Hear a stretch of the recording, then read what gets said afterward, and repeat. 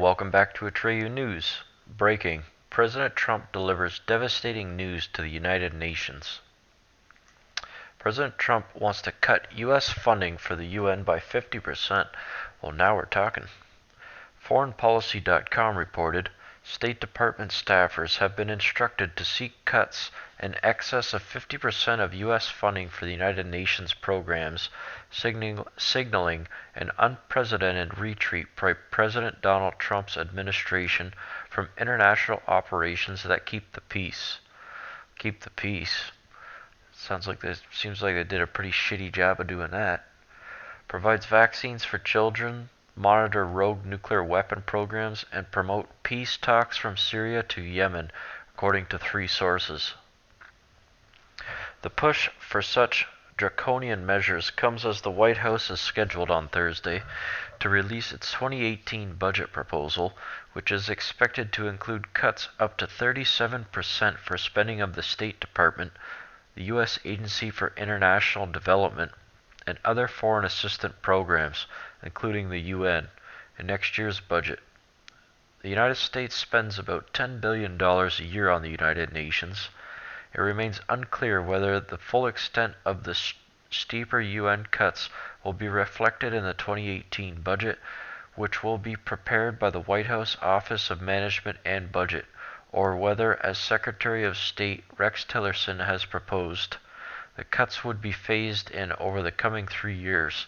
The official close to Trump administration said, Tillerson has been given flexibility to decide how the cuts would be distributed. On March 9th in New York, U.S. diplomats in a closed-door meeting warned key UN members, including wealthy donors from Europe, Japan, and South Korea, to expect a big financial constraint on U.S. spending at the United Nations, said one European diplomat. There are rumors of big cuts to the State Department budget, but again, on our side, no figures, the diplomat said. The cuts would fall heaviest on UN programs like peacekeeping, UNICEF, and UN Development Program that are funded out of the budget of the State Department's Bureau of International Organization Affairs.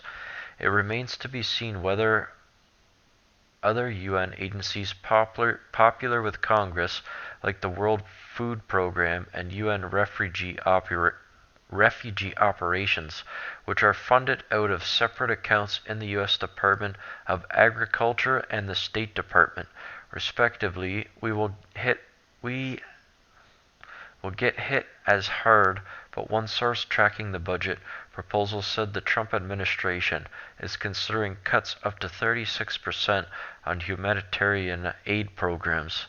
Well, when you have 60 million people on food stamps in the United States, perhaps it's not the best idea to feed the third world population. So I agree. Cut it. Cut it now. Judge orders release of White House intruder under this one condition.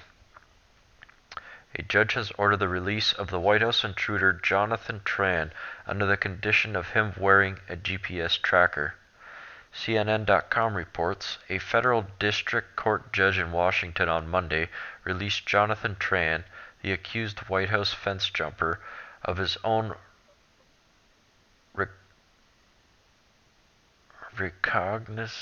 recognizance.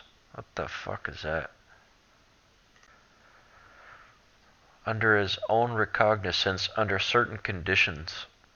They include being fitted with a GPS tracker device, remaining within 100 miles of his home in San Jose, California area, staying away from the White House, remaining in the country and traveling to Washington only for court appearances and attorney meetings. Tran, who breached the White House perimeter Friday night, was further ordered to comply with a mental health evaluation and told he cannot have guns or any other weapons. He will be under the supervision of pretrial services in San Jose, where he must report at 10 a.m. on March 16th and will be fitted with a GPS tracking device. Well, they let the guy off. They let him off, basically. What he achieved is a fairly serious offense. Oh well.